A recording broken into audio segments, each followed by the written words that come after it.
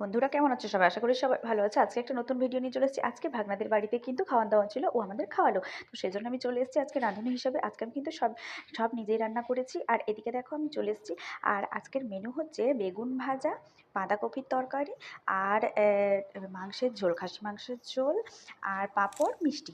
তো দেখো আমার বেগুন ভাজা পুরো কমপ্লিট। আর এদিকে আমি কেটে রেখেছি মাংসের আলু ভেজে নিয়েছি। আর এদিকে কফি রান্না চলছে আমার, বাঁধাকপি রান্নাও হয়ে গেছে। আর এদিকে মাংস কিন্তু আমি কষিয়ে নিচ্ছি।